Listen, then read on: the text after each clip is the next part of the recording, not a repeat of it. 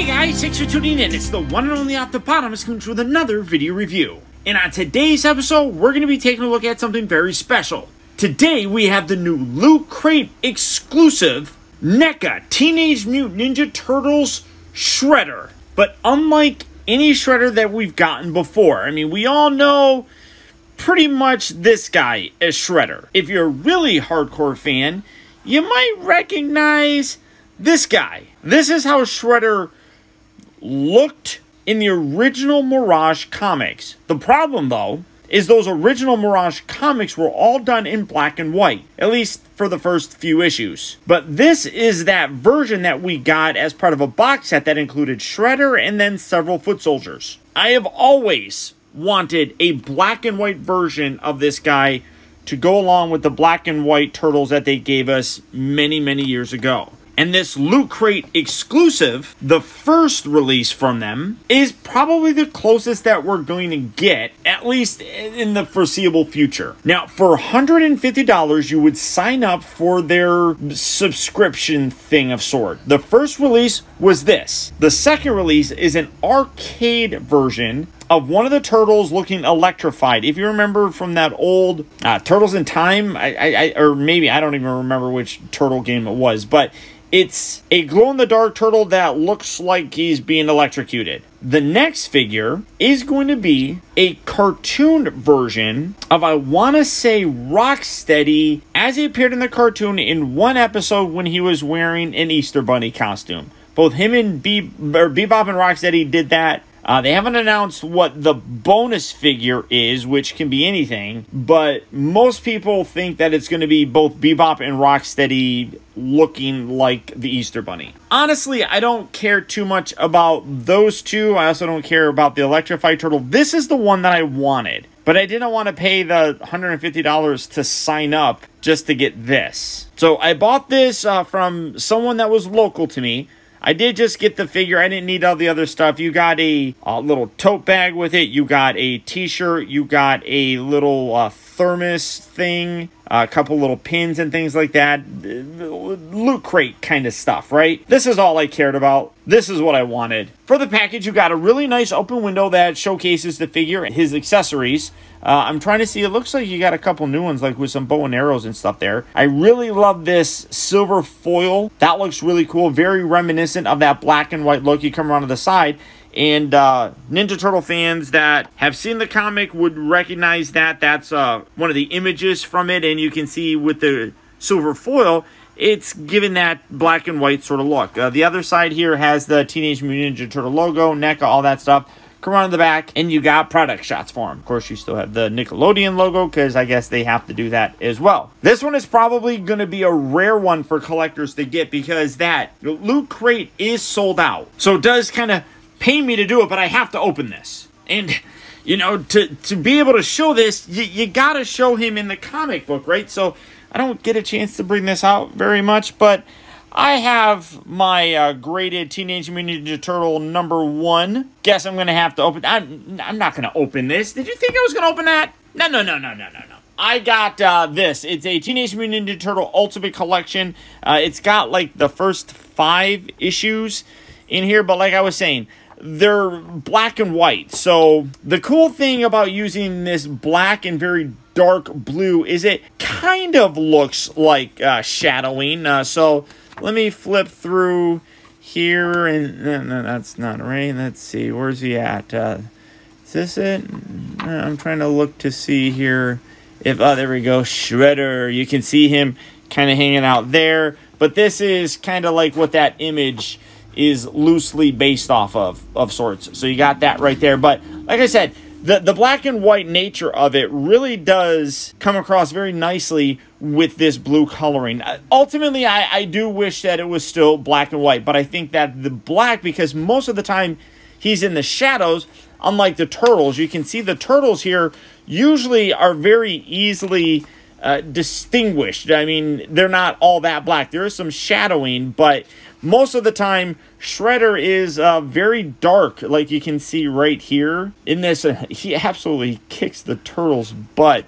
I would like to say that after they knock off his mask and everything, I just got to give props to my boy Donnie, because Donnie is the one that hits him and knocks him off, plunging to his death. That's where they got the original inspiration in that first live-action movie. So it's Donatello that saves the day. But, I mean, I absolutely love that. I just want to kind of show that off to you guys. Conversely, Eastman and Laird have gone on to say that they never thought that their actual book would do well. So that's why they killed Shredder in the very first issue, because they didn't think there was going to be other issues.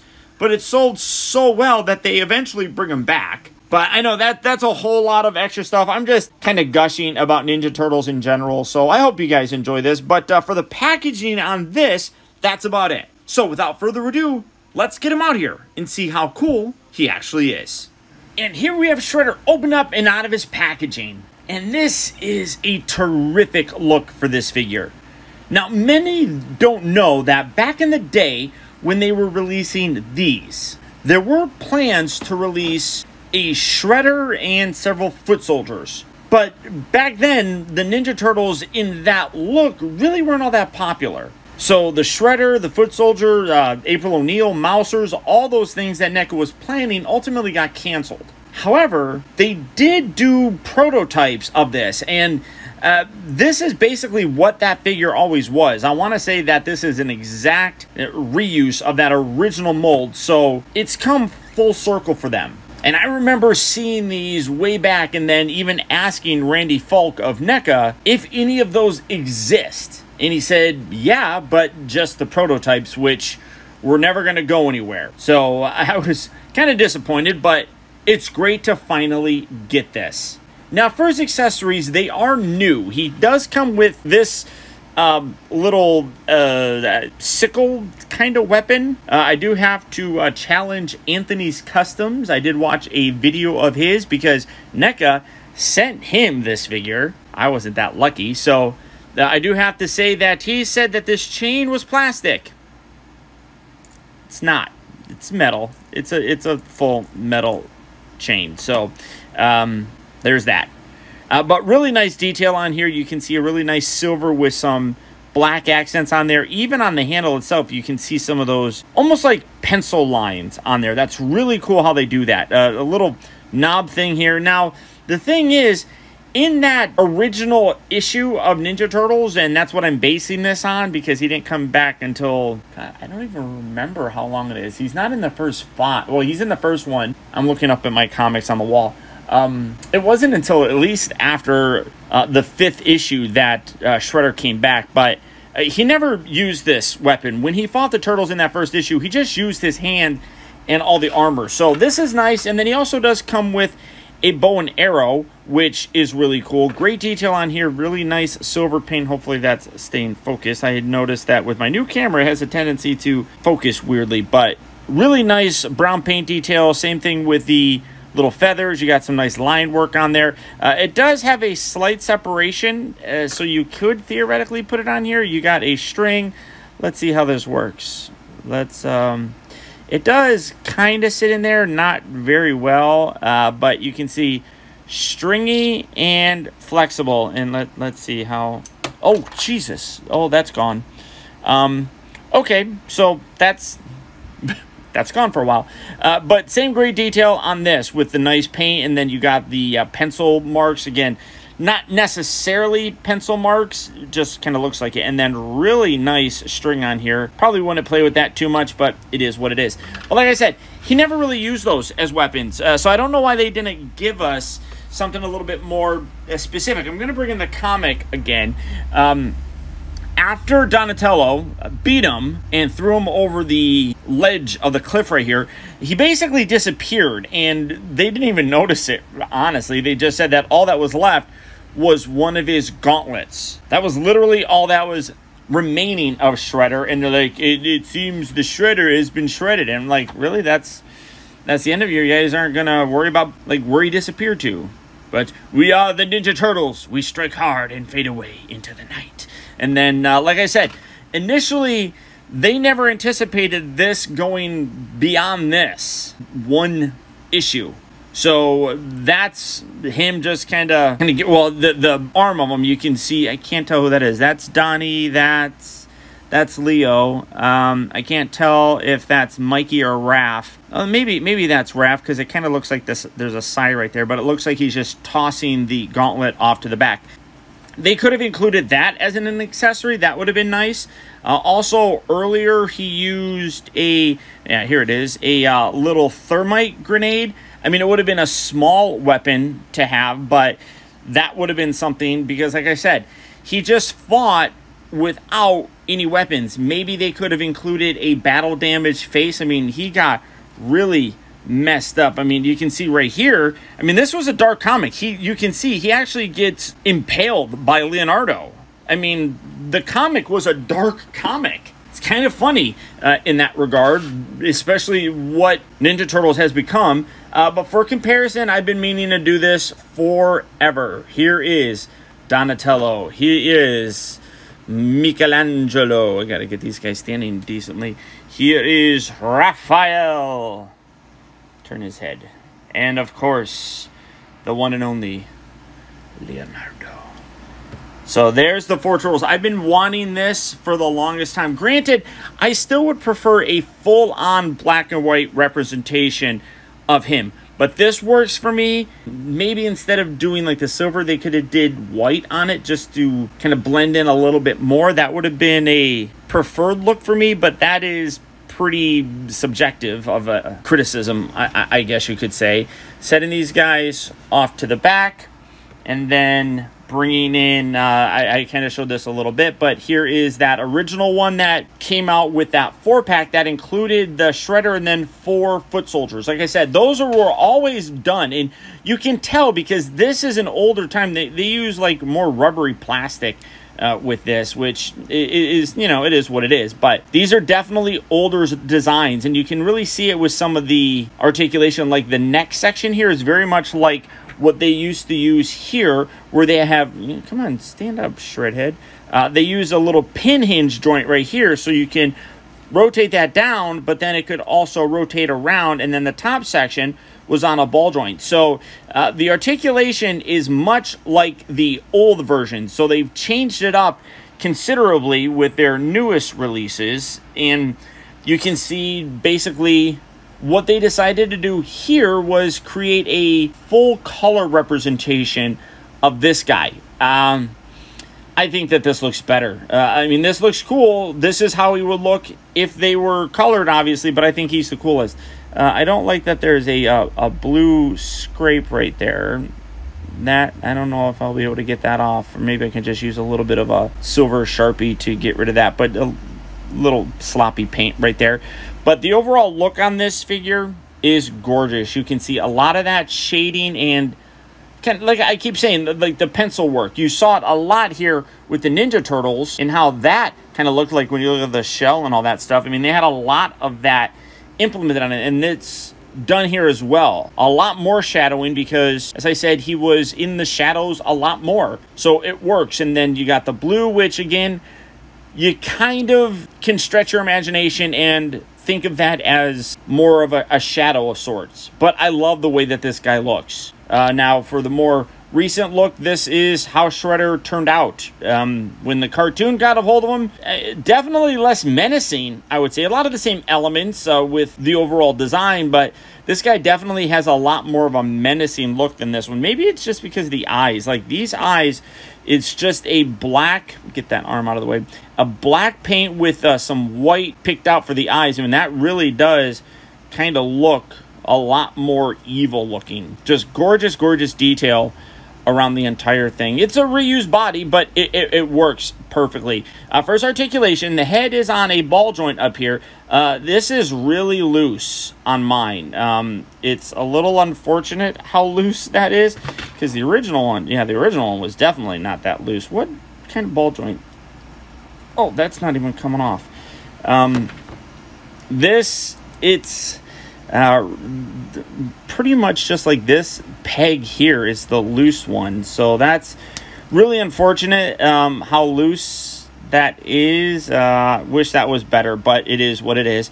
But really, you can see the very long post right there gets you a pretty good range of motion with it. Down here is on that pin hinge joint, so that does kind of hinge forward a little, not a lot because of the way that the sculpt is here. So you get a little bit of play, but not a ton. I would imagine it also rotates, but I'm not going to fight with that. The shoulders move forward and back. They rotate all the way around. This is a little bit softer of a rubber, so you can kind of move that out of the way. I wouldn't overdo it because, again, NECA. So that's perfectly fine, I think. I mean, I'm not overly critical of it.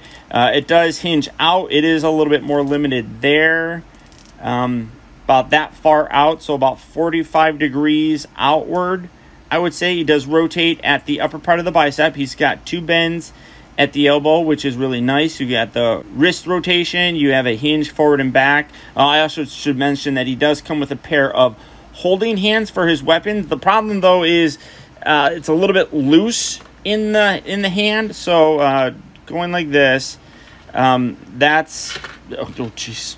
He does, the gripping hands aren't very grippy. So that's just, yeah. I mean, I wasn't going to use these for accessories or anything anyhow, or for display purposes. And then same thing here kind of with the bow. It's just, the hands are too wide for it, but you do get an extra pair of hands, and they have the same articulation as well. He does have a waist rotation, which is nice, forward and back at the hips, in and out, so full range of motion there. He rotates at the upper part of the thigh. He's got 2 bends at the knee. The boot section here does rotate. One thing I will mention is that the boot cut as well as the waist were frozen on mine, so again, or locked in place. So again, if you're going to use that heating technique, heat it up. And what I will say is also make sure that you allow it to cool considerably before you try moving around, because this is a very rubbery plastic when it gets superheated. And if you just twist and that joint hasn't sufficiently kind of froze for you to pop that joint, it will just, you'll rotate it and it'll just completely shear off. So be careful with it. Like I said, heat it up with your preferred method, be it hot water, air dryer, whatever the case may be. And then I usually throw it in the freezer and let it sit there for a while. And then it usually works out pretty good. So you do have that articulation there. Ankles also do rotate there on a ball joint, I believe, or maybe just a pin hinge joint. I don't really know, but it feels like a ball joint. So you can kind of move that around. And then you have toe articulation for that walking pose that you could want to do for Shredder. Overall, though, outstanding. This is a good way, if you're going to try to get people to sign up for a subscription service, this is a good way to do it. However, I probably wouldn't have released him first, because I feel like he's the star of this. I don't know necessarily if like for example, me, I don't have any real interest in any of the other figures. I mean, if I could get him easily, I probably would, but a electrocuted turtle, I don't have an interest in. Bebop, Rocksteady as Easter bunnies, I don't really care about.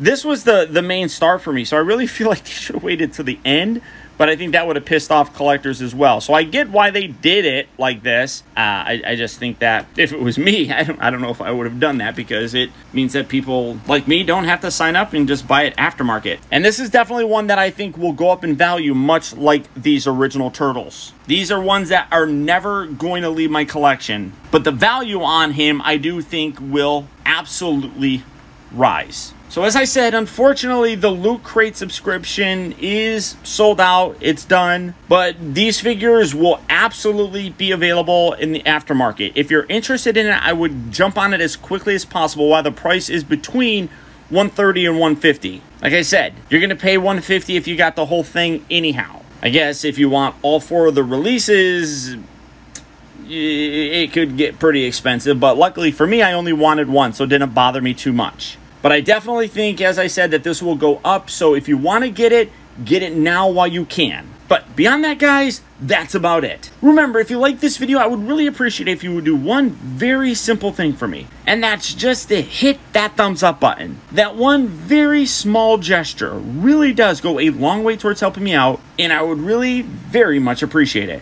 Also want to send a huge shout out to all of my patrons who, through their continued support, now more than ever help to make reviews like this possible. And if you'd like information on how you can help support my channel by becoming a patron, feel free to check out my Patreon page at patreon.com/Optibotimus. A contribution of as little as $1 a month really does go a long way. And finally, remember that the real trouble with the world is that too many people grow up. Thank you for watching and taking the time to be a kid.